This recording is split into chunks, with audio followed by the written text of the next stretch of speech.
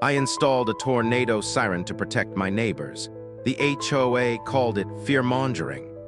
When the sky turned green and the funnel dropped, they ignored the city's late warning, but not mine. And the HOA president? Let's just say she wasn't laughing when the storm tore through her home. I moved to this quiet neighborhood in eastern Oklahoma thinking I had earned peace. After 35 years in the field as a meteorological engineer, much of it working with FEMA and state disaster response teams, I wanted nothing more than stillness. I'd spent decades chasing storms, modeling front systems, and helping towns prepare for the worst. This little cul-de-sac, with its manicured lawns and quarterly bake-offs, felt like a safe place to exhale. But safety, as I knew too well, is never about the surface. My home sat on the corner lot at the end of Linen Trail. Spacious yard, open backyard, and most importantly, enough room for a few small weather instruments I couldn't quite let go of. A radar dish, a modest tracking tower, a set of windometers, and a single refurbished tornado siren. It was civilian-grade, unobtrusively mounted behind my garage on a reinforced pole. I designed it to be hyper-local and surgically precise, activating only during patterns consistent with tornadic rotation within a 2-mile radius. It wasn't a screaming municipal alarm, but a focused system of protection, something that could buy us 60 seconds, maybe more. I even made sure the test cycle, the once-monthly diagnostic pulse, ran at a decibel level quieter than the morning garbage truck.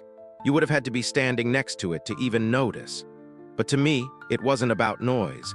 It was about readiness. I didn't install the siren to impress anyone or to cause panic. I installed it because I'd seen what happens when people don't get a warning in time. I'd clawed through rubble in Missouri looking for the remnants of a nursery. I'd stood over cracked foundations in Kansas, where houses used to be, wondering if another minute could have made the difference. So when I finished calibrating the system, I stood beneath the pole in the golden Oklahoma sun, listening to the soft whine of the test cycle, and I let myself feel something I hadn't in years: peace. Quiet, humble, earned, until the notice came. It was taped to my front door inside one of those waterproof plastic sleeves, the kind that instantly feels official. Heavy paper, gold trim, and a bold serif signature splashed across the bottom. Karen Mulligan, HOA president. The message was clipped and cold. Unauthorized mechanical structure in violation of community standards must be removed within 7 days or face escalating penalties. No questions, no phone call, no consideration of context, just an order. At first I laughed. Surely this was a misunderstanding. I called the number listed but reached only voicemail. Then I wrote a polite letter, calm, measured. I included copies of my FEMA credentials, my engineer licenses, and even offered to speak at a community meeting if anyone had concerns about the siren. I explained the science behind it, the safety, the discretion. I asked for a civil conversation. 3 days later, there was a knock. Karen Mulligan herself stood at my doorstep, holding a sleek leather folder like she'd just come from court. Bobbed blonde hair, crisp blouse, lips pursed with judgment. She didn't say hello. She just pointed beyond my fence where the top of the siren pole peeked out among the trees. "That needs to go," she said flatly. "It's creating panic." "It's not even active yet," I replied, confused. She blinked, then said louder, "But it's a siren, Mr. Bailey. Our community values tranquility. Children live here, pets live here. You can't have that thing blaring every month." I kept my shoulders relaxed, reminded her it only operated when specific storm conditions triggered it, and even then it was quieter than a garbage truck. It wasn't even visible from the front yard, and the test cycle barely registered. "You didn't get board approval," she snapped. "There's no specific ban in the bylaws against emergency safety equipment within private property," I said calmly. "And this doesn't interfere with utilities or exceed decibel limits." She didn't care. "We have city sirens," she said sharply. "We don't need yours. Frankly, this fear-mongering needs to stop. You're making people uncomfortable." I didn't respond. I didn't point out that city sirens often had delays, or that their coverage could be spotty in suburban neighborhoods like ours. I didn't bother quoting data about warning windows during EF3s. There was no point debating statistics with someone whose argument was grounded in anxiety posing as authority. Karen turned to leave. "You can bring your argument to the next board meeting if you wish," she called over her shoulder. "But the fine stands. Remove it by Tuesday." That night, I sat at my desk with the HOA bylaws spread out in front of me, highlighting contradictions, writing appeal drafts, noting legal loopholes. But something deeper weighed on me. This wasn't just about rules. It was about what I looked like, an aging man with wires in his yard and too much experience that didn't quite fit into the suburbs' pastel plan bubble. I wasn't part of their version of peaceful living. Worse yet, I was challenging it with data they didn't want to hear. The following morning, my mailbox had a new addition, a bright yellow sticker reading "Violation, pending fine." Subtle hostility baked into paper. Later that day, a voice message from the HOA confirmed that fines would escalate by $75 every 24 hours past the deadline. My printer began working overtime. I compiled documentation, drafted formal objections, and logged every interaction down to the minute. The next Tuesday, I attended the HOA meeting in the local clubhouse. It was decorated with banners for upcoming bake-offs and seasonal recycling drives. I sat in the back, holding my folder of credentials as the room buzzed with chatter and sideways glances. Karen opened the meeting by smiling tightly and announcing a brief matter of compliance. She never used my name, but as soon as she began describing a large industrial siren installed without board authorization, every head turned toward me. I stood, introduced myself calmly, explained my professional background, decades in storm response across multiple states, FEMA contracts, modeling work. Then I described the siren as it truly was, civilian-grade, quiet, and surgically precise. "I've provided all documentation," I said. "It doesn't violate noise policies or utility codes. It's on private property and triggered only under verified storm conditions. It buys time. It saves lives." Karen leaned into the mic. "Mr. Bailey, with respect, you are not the authority on public safety. That's why we have trained emergency services. That's what our taxes pay for." "With respect," I replied, "city sirens experience delays. Even in perfect operation, a fast-moving tornado gives you less than a minute. This gives you 60 seconds you otherwise wouldn't have." One woman raised her hand and said she hadn't even noticed the test cycle. Another murmured something about overreaction. Karen ignored them. She called for a vote. The board sided with her, 6-1. The fines would stand. The siren would need to come down or I'd face progressive disciplinary action.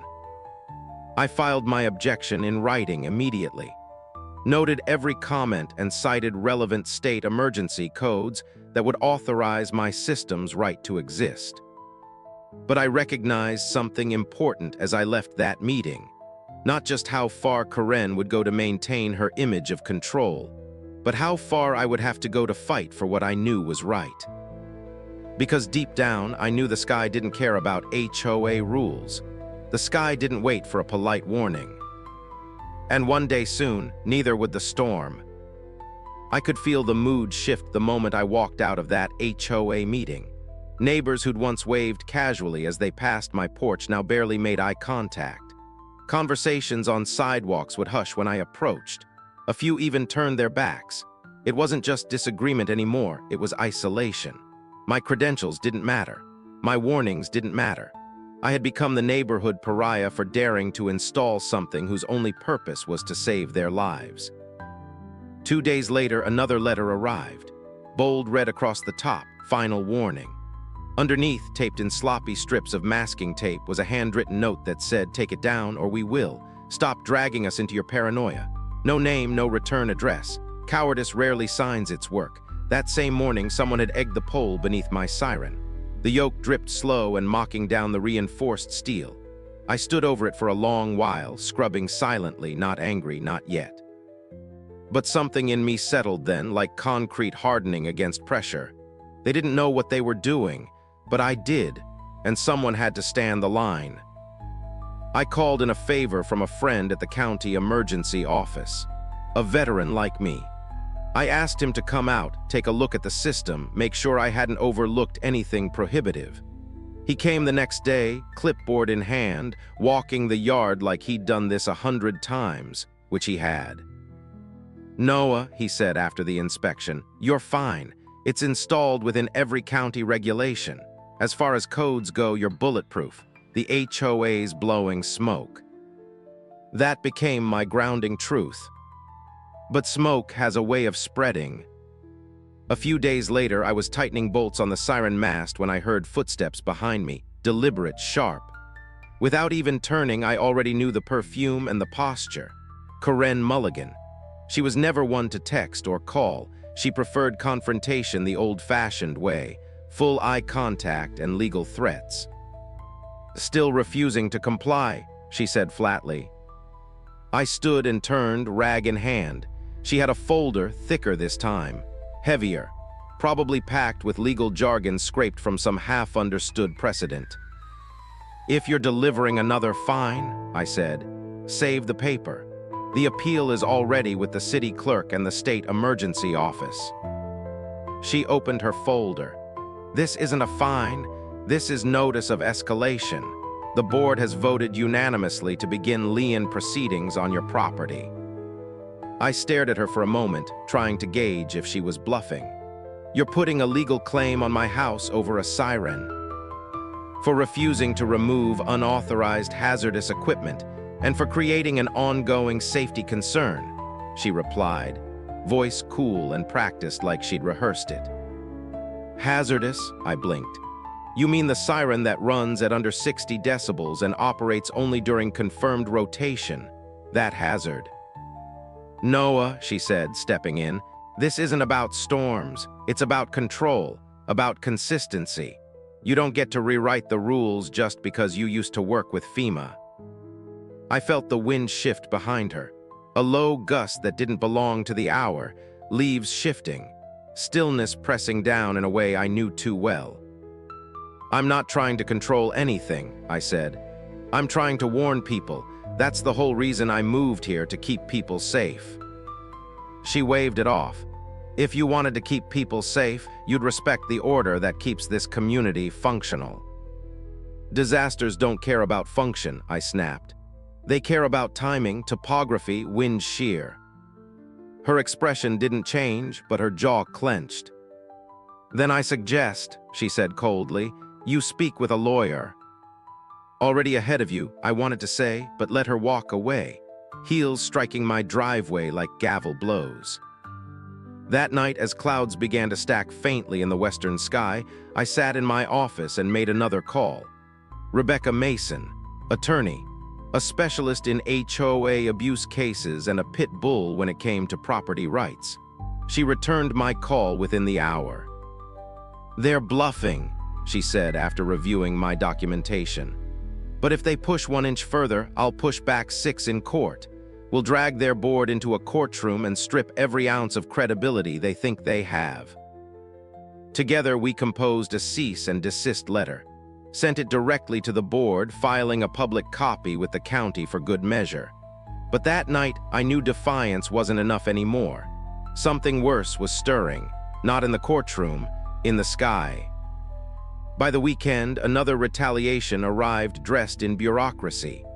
A city inspector showed up at my door, quiet, apologetic. Someone, anonymous, of course, had submitted a complaint that I was running illegal transmission equipment from my house. I walked him out to the Siren and showed him the setup. He checked readings, checked the decibel output, took pictures. "This is perfectly legal," he said, scanning the pole.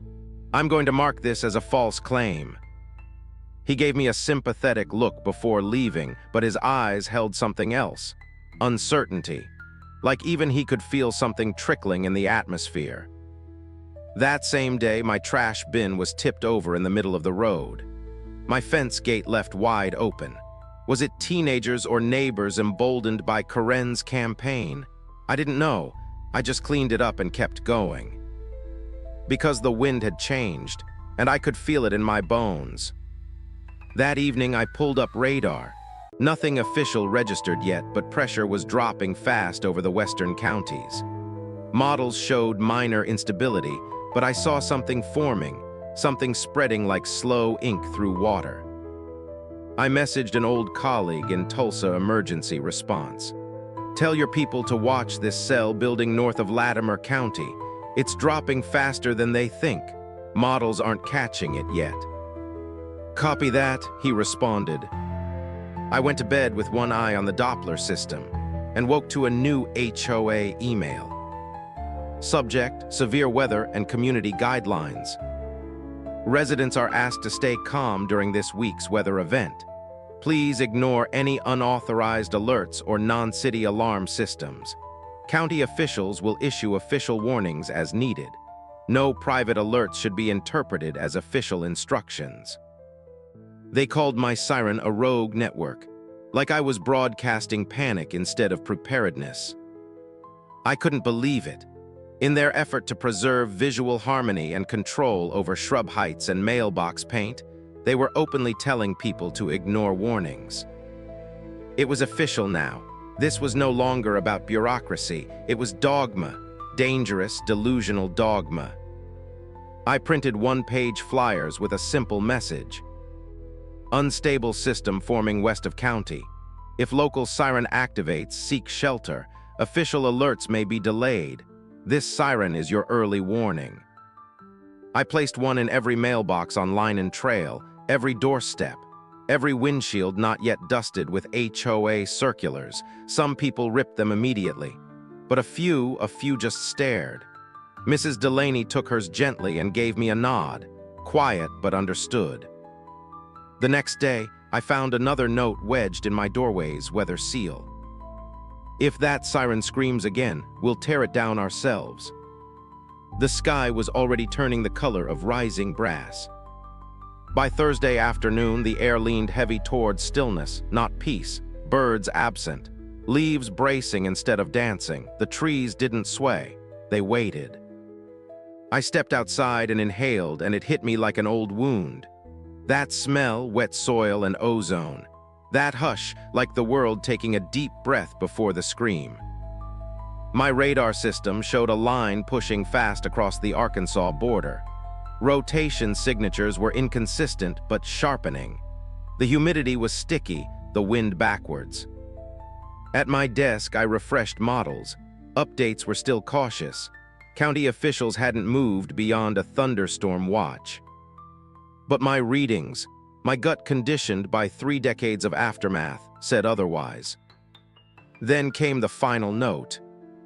No envelope, just a torn page from a notebook loose on the doormat. You've been warned. I crumpled it and went to check the siren.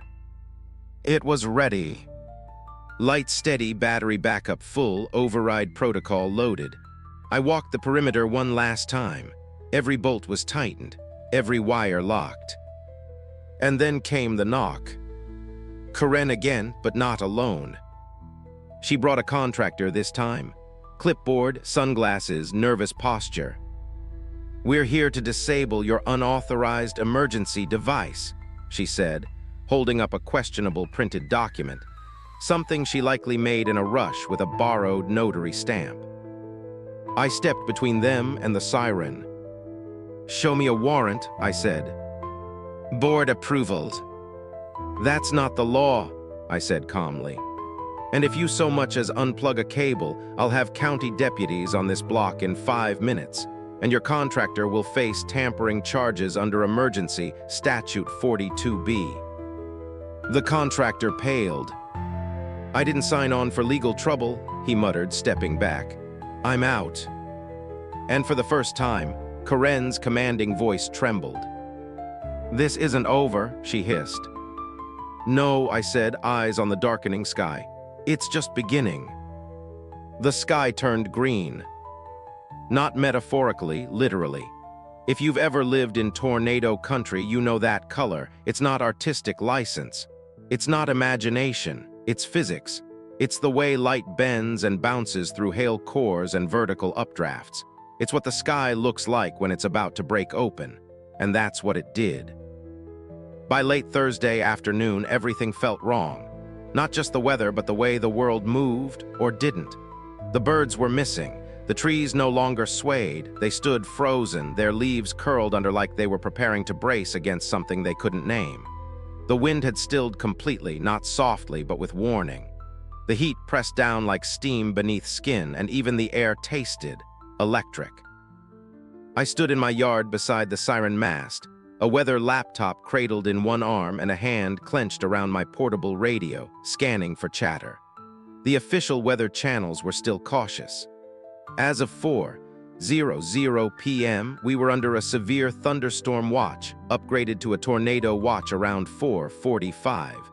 But no county had issued an actual warning yet. They were waiting, always waiting, for models, for confirmation, for radar loops processed and approved downtown that I had already been watching for hours. My radar display lit with radial velocity overlays, tight, sharpening bands of inbound and outbound wind. Rotation was weak but organized, hanging just northwest of Sand Springs and moving faster than normal. By my calculation, we had 20 minutes at most. I toggled to my own software, coded years ago on sleepless nights between deployments. It registered the hook signature clearly, first faint, then stronger, then alive. I reached for my shortwave transmitter, a private frequency used by emergency volunteers across the county. This is Bailey, Linen Trail, and Eastwood. I've got confirmed rotation forming northwest. Hook's signature just crossed the 978 millibar line near Woodward. Barometric pressure freefall since noon. Something's coming. Within seconds, Darius's voice crackled through from Tulsa. We copy. Spotters lighting up the west line now. State S waiting for NWS to trigger the alert, but they're slow tonight. They're too slow, I replied, already moving. I tossed the radio aside, jogged around the house to the Siren. I had tested it over 100 times, but never used it. Not like this, not for real. My hand hovered over the manual trigger. Fear swept through me, not for myself, but for what would come after. Fines, lawsuits, retaliation. Karen would see this as a declaration of war. But a child's bike sat at the edge of the road 2 houses down. Mrs. Delaney's windows hadn't been boarded. A family across the street had dogs. They'd never make it to their storm shelter without time. I pressed the button. The Siren spun up from silence like a blade through still air. No gentle whine, no forecasted tone. A full-throated warning. A scream. The sound split through the neighborhood in long, mournful waves. Not loud enough to flatten conversation, but enough to pierce it. Birds lifted suddenly into flight. Dogs barked. Windows snapped open. Across the street, Karen appeared on her porch in a flurry of motion. She was on her phone, fuming, already shouting, gesturing hard in my direction. I couldn't hear her over the Siren. I didn't need to. I knew what she was saying. Turn it off. Only this time, people didn't. Some stepped out of their houses and scanned the horizon. Others opened storm cellar doors. The family on lot 42 was corralling kids into their minivan. One man, who had never once spoken to me in 2 years, caught my gaze from across the sidewalk. He mouthed it. Is it real? I nodded. 30 seconds later, the city's first official siren sounded. It was distant, weak, delayed. Another came a minute later from the fire district 3 miles east. But mine had been first. And by then, it was already too late for doubt. The wind snapped back like a slap. Trees bent unnaturally as the gust shifted. Thunder cracked, not overhead but ground level, a sound like concrete being split. And then the sky went gray-black, swirling in chaotic spirals. Debris, dust. a pain in the ears you can't describe unless you've stood beneath spiraling air. And then came the funnel. Not wide, but fast. A ghost-like finger extended from the clouds, pale gray and deadly. It danced like a puppet on a string, then landed, clawing into the earth like it belonged there, half a mile northwest, moving southeast, straight toward us. Karen stepped off her porch, screaming into her phone. She was still pointing at the siren, enraged, still convinced the sound, not the sky, was her enemy. I ran across the street, through the swirling dust and the pounding rain now falling almost horizontally. I grabbed her arm just as a fence panel 2 yards down snapped off and flew through the air behind us. Get inside now. She twisted to glare at me but saw something in my face, fear, not anger, and turned. We sprinted toward my house. Branches cracked overhead. A trash bin rolled past us like a tumbleweed. The roar was coming now, not wind anymore, but vacuum, like sky inhaling, like the world being pulled apart at the seams. Into the garage, down the steps, past the generator, the framed batch of military commendations from my brother's unit, the bags of gear I still hadn't unpacked from Kansas. We dropped into the storm shelter and slammed the hatch just as something heavy crunched against the roof. Darkness. Sound, so much sound. Screams from wind, from windows shattering, something metallic scraping across concrete like nails on bone. The shelter rocked. And Karen silent, curled up, hair undone, clutching her phone, though it had long lost signal. We said nothing. What was there to say? Above us, the tornado carved its path. Time went strange, unmeasured, stretching and folding in on itself between each thunderous boom. 10 minutes, maybe 12. Eventually, only silence remained, not peaceful but loud in its own way. The nothing after. I opened the hatch cautiously. Outside, the garage roof was gone, the north wall stripped of siding. One portion of my radar dish lay across the lawn, bent and still sparking faintly. But the siren mast still stood. Across the street, though, Karen's house wasn't whole anymore. The entire back wall ripped clean off, exposing insulation, splinters, devastation. Her rose garden was a swamp now, mangled roots and broken petals. Her baby grand piano lay twisted in the middle of what had once been her living room. A ceiling fan hung by a single wire, spinning slowly in the afterstorm breeze. She stood in silence, as if reverent, as if watching a stage being packed away after a harrowing play. Further up Linen Trail, other families emerged from storm shelters, crawl spaces, and bathtubs. A truck sat buried halfway through a privacy fence. Shingles littered the street like confetti after a war zone parade. And yet somehow, most were standing. Within an hour, emergency vehicles pulled in. Flashing lights moved carefully through the debris. Medics called for names. Fire crews kicked open locked doors. The city finally arrived, but the damage was already done. Or, in the case of my neighborhood, mostly avoided. People had taken shelter early. They had listened. Not to the city's alert. Not to a weather app. To the siren they tried to silence. Karen walked alongside me without speaking. Her phone clutched loosely in one hand, her eyes not on me but not on her house either. One emergency responder, a young woman, blonde braid, dusty uniform, approached and said breathlessly, "You're the guy with the early siren." I nodded slowly. She smiled despite the dust streaking her face. "We just checked 6 homes on the South Street. They didn't get the city's alert in time. System backup failed mid-transmit, but your siren." She looked across the yard, at the tall, dented mast crowned with its blinking red light. It probably saved lives tonight. Karen looked down. For the first time, she didn't argue. She didn't defend or posture or correct. She simply said nothing at all. By dusk, the news vans were pulling in. Microphones, monotone anchors trying to sound heartfelt while standing in front of crumbled rooftops. I refused interviews, but one cameraman caught a shot of me helping an old man dig through drywall looking for family photos. Word circled fast. The siren triggered 60 seconds before the city's.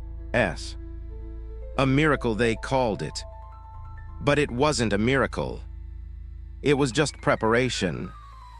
And for once, they finally heard it. A few hours later, EMTs helped lift Karen's husband out from under their collapsed back deck. A support beam had broken his leg and pinned him to the floor, but he was alive. She clutched his hand and sobbed quietly, shaking. Then she turned to me. And this time when she looked at me, there was no anger, only something like shame or maybe awakening. "I did," she began, voice hoarse. "I didn't understand." I said nothing. There was no "I told you so," no victory lap, just the stillness of aftermath. And the knowledge that something in her had changed, not because of argument or policy, but because the sky had spoken louder than either of us ever could. The morning after the tornado, the neighborhood looked like a diary written in broken pages. Roofs with their backs torn open to the sky. Fences ripped up like weeds. Siding shattered into jagged scrap wood strewn across lawns. It was the kind of morning that feels quiet but not peaceful, where the silence just means the storm has said all it needed to say. But in the wreckage, people stood. They climbed out of basements, waded through insulation and glass, hugged their kids and pets, looked around at the devastation and realized, as if surfacing from water for the first time, that they were alive. Some didn't even know why, until they looked at me. Or rather at what still stood behind my garage, the siren, bent, battered, but upright and blinking its silent red light like the heartbeat of hope. It hadn't just functioned, it had acted before anyone else did. And suddenly, everything had changed. The emergency services stayed busy all day. FEMA teams arrived before lunch with mobile response units. The Red Cross followed, setting up across from the community clubhouse, offering water, blankets, and quiet reassurance. Meanwhile, I didn't sit around. I moved with purpose. 35 years of disaster fieldwork don't leave your body, not even in retirement. Muscle memory takes over when trauma ripples through a town. You start checking wounds, checking structures, asking people what they need before they know they need it. I started on the south side of the block. Mrs. Delaney's front door had warped shut from impact. She'd been trapped inside for over an hour, shouting for help. I pried it open with a crowbar I kept in the shelter. When I found her, she was holding her cat and whispering softly, "I knew it. I heard your siren. I knew I had to go." 2 blocks up, the Lopez family was pulling their teenage son out of what used to be a stairwell. I helped dig him out with a shovel handle. Nothing broken, just scraped and rattled. His mother started crying when he stood. And then there was Greg, Karen's husband, found trapped beneath a crushed beam that had fallen through their kitchen. The city's fire crew worked tirelessly, trying to saw through the debris, but the metal web tangled beneath the crossbeam kept killing the blades. "There's a crawl space," I told them. "Around back near the old flower bed. I saw the blueprints when I inspected the property months ago. You can dig in from there." They did. We cleared the back garden with hands and flat spades until we hit the old hatch, rusted and stubborn. I crawled in first. Found Greg conscious, pinned but stable. Used a 2x4 and my old tourniquet method from FEMA training to brace the leg until EMS could pull him free. And Karen. She knelt in the dirt, bleeding from one hand, hair streaked with dust, sobbing, but not asking for anything, just staying next to him. When they finally loaded him onto the stretcher, she rose, walked to me, and said 5 words I never expected to hear. I should have listened sooner. I didn't reply. What would have been the point? Not every apology needs acceptance in the moment. Sometimes all it needs is wait. By nightfall, the air changed again. This time it wasn't pressure or humidity, it was humility. The same homeowners who had ignored me, whispered about me at block meetings, or hurried to paint me with labels like paranoid or eccentric. Those people now came forward. First one, then three, then seven. Soft words, nods, small gestures. Thank you, you were right, we're so lucky, that siren saved lives. There were news crews by then, roaming with cameras and dramatic voices. One got a close-up of the siren, still spinning slightly from wind trauma, red light vivid in the fading dusk. A young tech from Channel 4 asked if I wanted to be interviewed. I declined. This isn't about me, I said. But she smiled and pointed to the street behind us. Noah, she said, reading my name off a form. Maybe not, but they say you're the reason they're all still here. The next day, I found a letter shoved into my doorframe in shaky penmanship. Mr. Bailey, I was one of the people who complained. I told people you were overreacting. But when I heard that siren, I didn't hesitate. My wife and I got into the tub with our daughter and held each other. We're safe. Because of you, thank you. Tom Wilkins, Lot 42. I pinned it to my fridge, next to my emergency map. It stayed there, a reminder that reason sometimes blooms after resistance. Within the week, the legal landscape shifted, too. Karen, pale and exhausted, called a special HOA meeting. This time in person, in the elementary school gymnasium since the clubhouse roof had collapsed. Everyone came. The same faces that had voted for fines and penalties now filled folding chairs beside strangers. There was no arrogance now, just stunned community held together by duct tape and gratitude. Karen took the stage.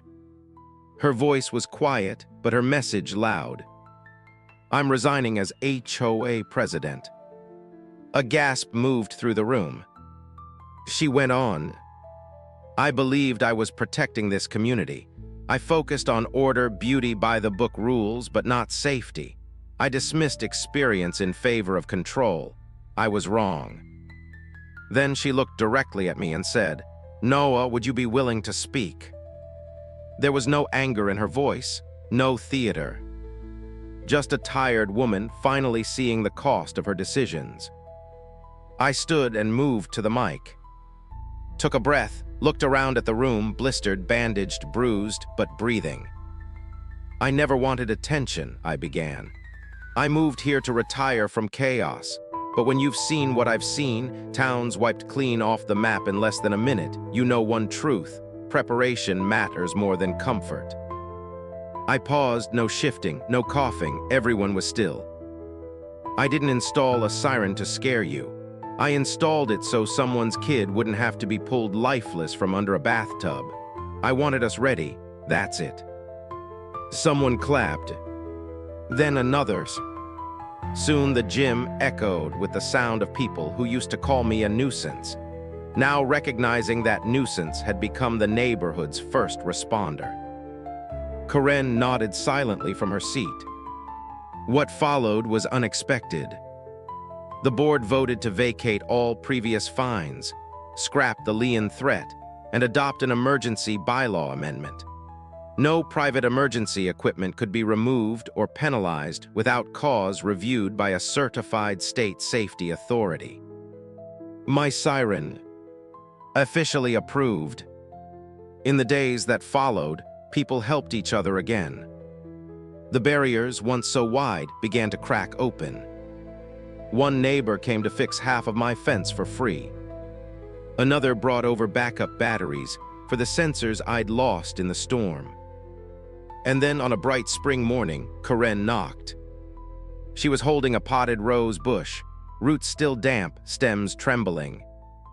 It's from the ones that made it, she said softly, from my garden. I took it, nodded. We planted it next to the siren. It bloomed 3 days later.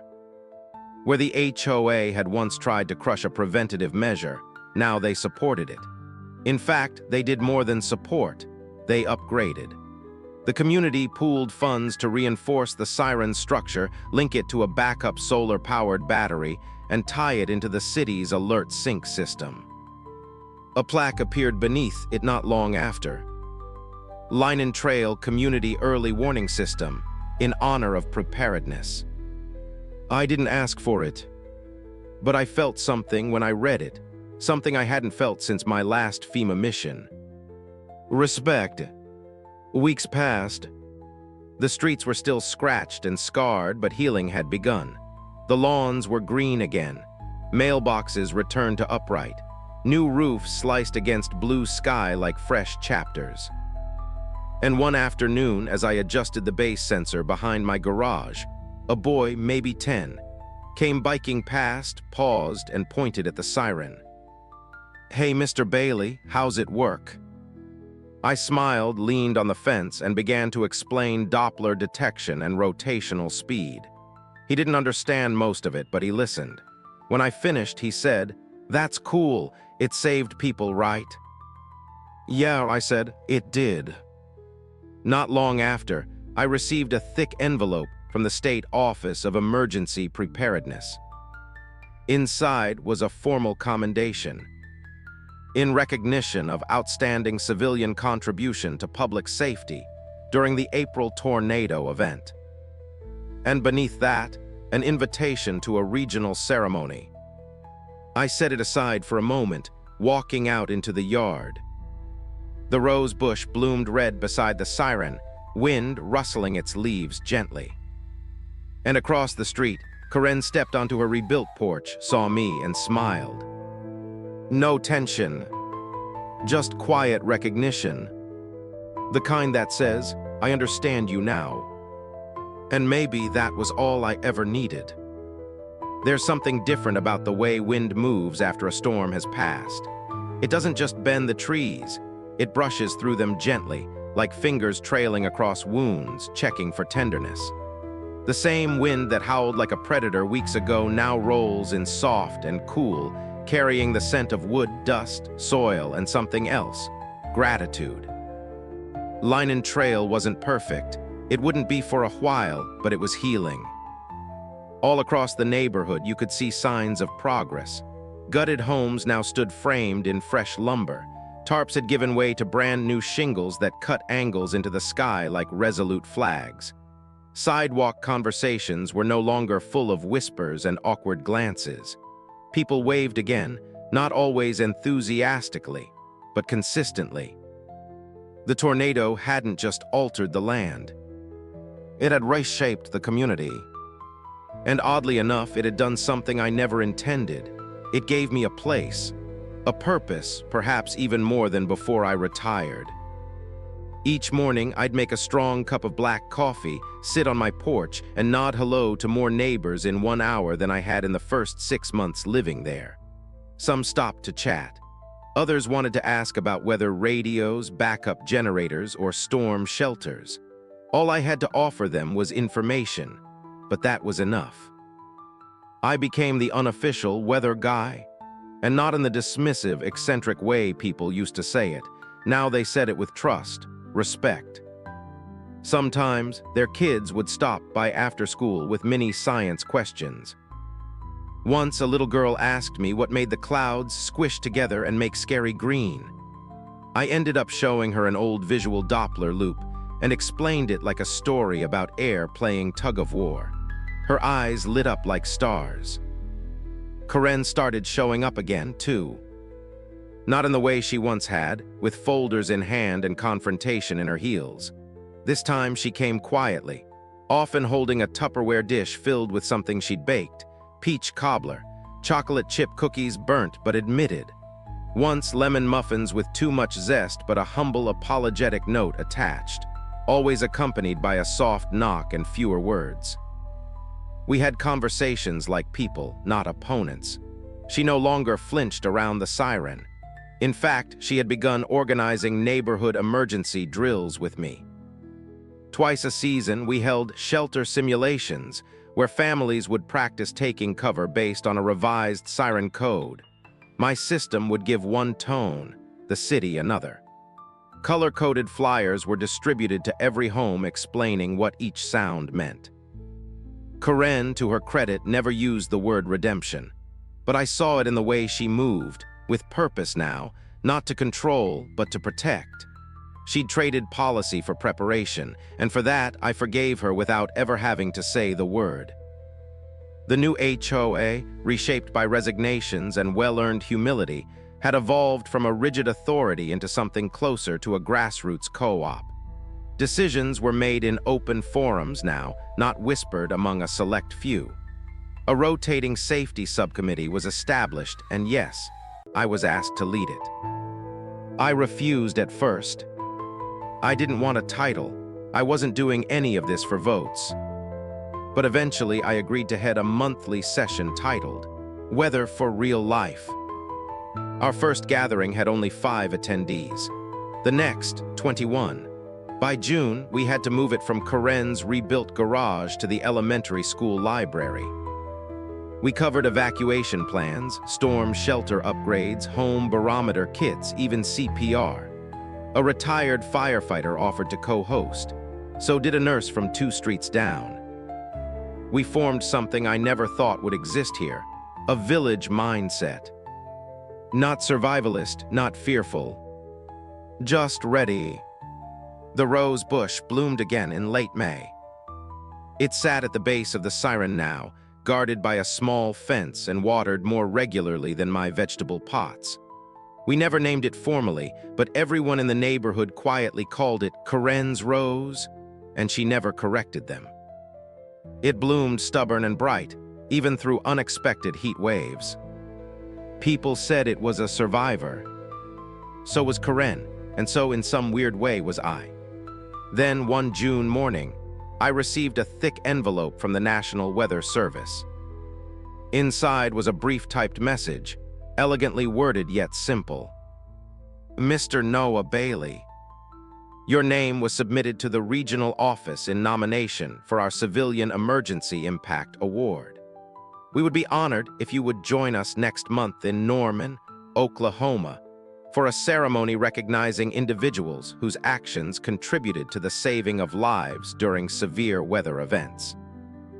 Beneath the letter was the RSVP card, a small commemorative ribbon, and a lapel pin shaped like a lightning bolt contained within a velvet box. I stared at it for a long time, not for the honor. That part I didn't need, but because of what it represented. The storm that ripped our neighborhood apart had done something no certificate or award ever could. It had connected us. And maybe that's what warnings are really for. Not just to save lives from winds and flying lumber and collapsing ceilings, but to snap people out of their comfort long enough to notice one another. To remind them of their shared vulnerability. And to prepare them for whatever comes next. On the day of the ceremony, Karen drove me to Norman herself. We didn't say much during the ride, but there was no tension. Just the occasional quiet comment about cloud formations or how the lightning looked like a highway map sketched in the sky. She wore a blue blouse, hair loose for once, and no clipboard in sight. At the ceremony, I didn't speak. I stood when my name was called, accepted the pin, and tipped my head humbly. But when they asked me afterward what made me step in, to push through resistance, lawsuits, threats, and fines, I offered the simplest response I could.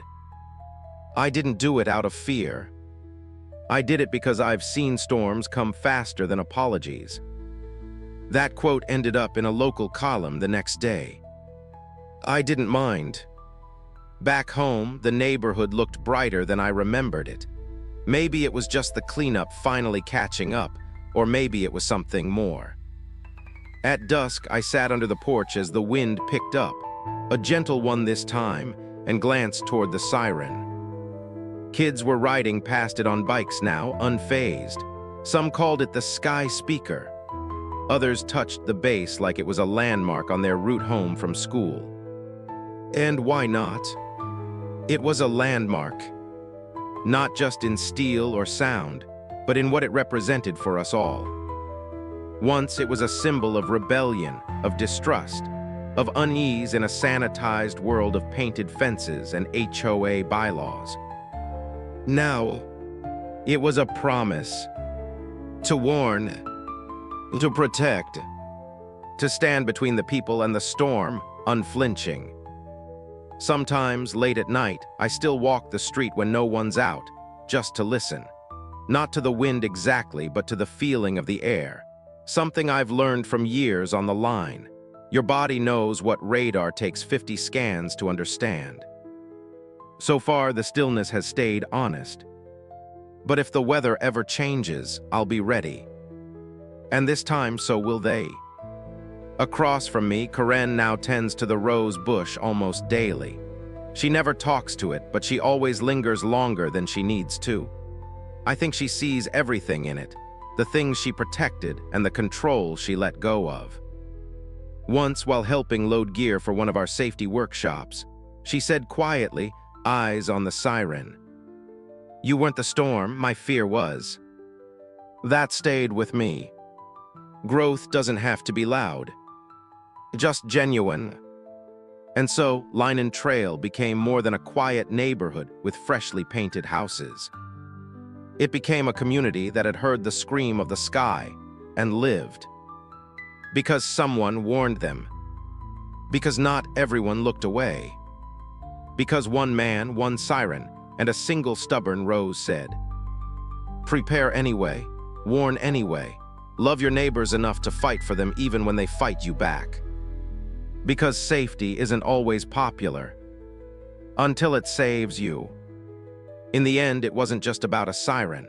It was about standing firm when no one listened, standing tall when the winds came, and proving that preparedness is never paranoia, it's love in action. The storm exposed more than our rooftops. It revealed who we truly are when everything safe and silent breaks apart. I didn't want to be a hero.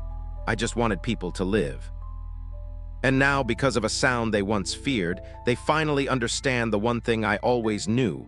Early warnings aren't noise, they're hope. And hope, when heard in time, can save everything.